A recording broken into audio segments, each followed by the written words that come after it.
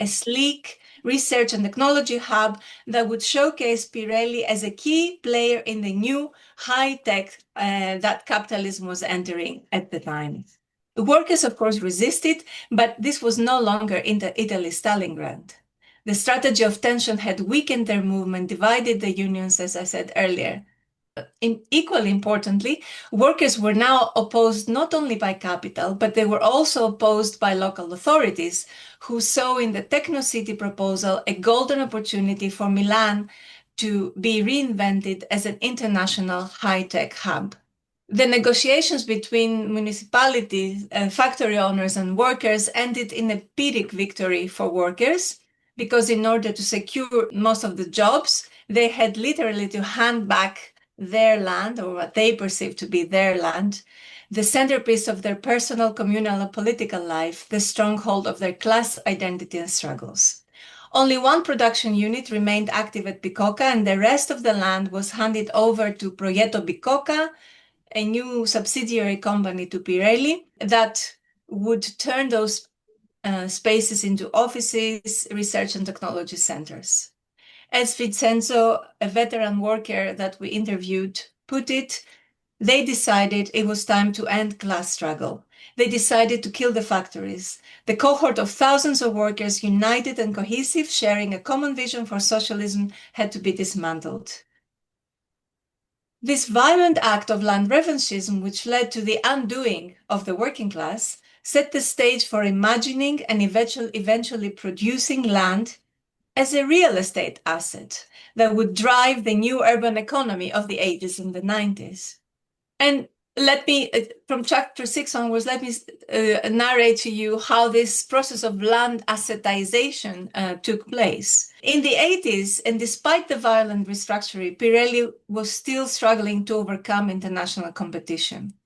But during that same period, Progetto Bicocca, the subsidiary company who would start redeveloping the land, delivered the first office building.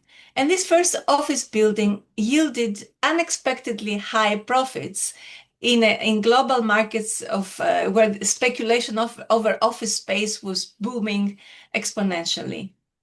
And this was Pirelli's eureka moment, when the management of the company realized that industrial land could actually be reimagined and accounted for as a real estate asset that could provide the cash flow necessary to rescue the ailing company. Now, until that moment, land, as you see here in the table, land featured in Pirelli's accounts as an unproductive asset, an investment that was depreciating each year. You see here from 83 to 84, it was going down in value to eventually at some point reach zero value and be considered to be paid off. But the same land in 91, it suddenly jumps in the financial accounts to the value of almost 160 million lire. And it was brought into the company's accounts for the first time as an asset whose value was calculated as speculative international real estate prices. So this figure there, 159.9, is a purely speculative figure. This depiction of industrial land as a real estate asset was not simply an accountancy exercise. It was an accountancy exercise, but it turned out to be much more than that. It was a radical act which not only enabled local traditional elites to survive the deep crisis of industrial capitalism, but it also allowed local industrial elites to start morphing slowly into the new protagonists of a new phase of high-tech and later financialized capital. In the 1990s, Pirelli sought to position itself as a leader in the global high-tech tire industry. But fierce competition and hostile takeovers dominated the sector. Pirelli's attempt for a hostile takeover of Continental, its German competitor, ended in complete disaster. The company was forced into public administration, and Leopoldo Pirelli, the descendant of Giovanni Battista, the founder of the company, was removed from the position of CEO. So for the first time in the company's history, the company would not be run by a Pirelli family descendant. But while Pirelli was going into administration, Progetto Bicocca, this daughter company running the redevelopment, delivered yet new buildings and yet higher profits. So Pirelli's new management seized the opportunity and turned real estate into core business for the troubled company. This time, the Pirelli issued a new subsidiary called Pirelli Real Estate, and that was the key operating principle of the company for those years. But this time, reimagining industrial land as a real estate was not simply an accountancy exercise to help manage the company's books. It became real material practice. All plans for production recovery were shelved. Even the Techno-City plan was abandoned. And instead, Pirelli launched a new plan to develop Bicocca as a trendy historical suburb, a speculative real estate venue with luxury residential, office, cultural, and retail spaces. Most importantly, this new imaginary for the old industrial land was packaged as a financial asset, and it was floated with stocks and shares in global financial markets and yielded spectacular profits on purely speculative grounds, even before those buildings were erected. And as industrial land became financialized, real estate became core business for the company and for its new branch, Pirelli Real Estate. And here we see the remnants of the old workers' village to the left there, and the new developments in the rest of the area. But the less told story behind Pirelli's real estate success is that those rent values that became enrolled in global financial markets still had to be produced locally. And in order to produce rent values locally, this happened through three violent acts. First, through a class act that snatched away any remaining traces of the imaginary and material social roles that land acquired over time. Second, through a policy and institutional change that established new flexible planning regulations, which applied only for Bicocca's redevelopment.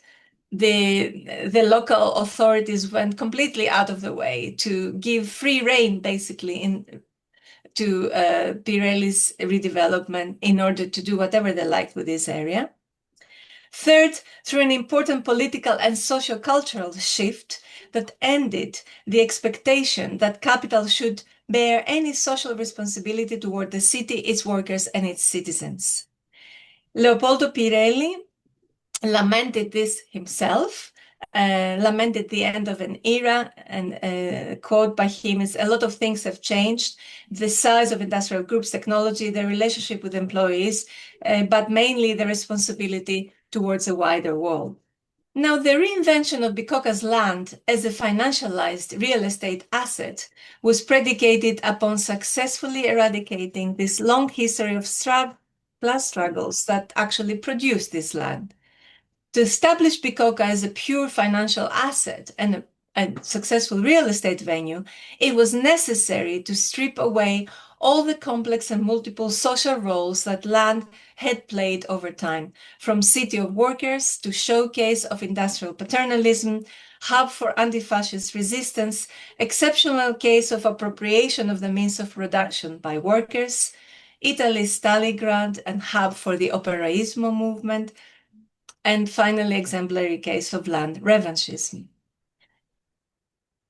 The visual eradication of this history on site was also key for the success of land assetization and financialization. Vittorio Gregotti, one of Italy's star architects who was commissioned to redesign Bicocca, was responsible for this Cinderella-like transformation of Bicocca from a site for workers and industrial production to a sleek place for the creative classes and cultural activity. His designs either replaced or engulfed the old industrial and social spaces. Here we see how this new headquarter building literally engulfs inside the old cooling tower.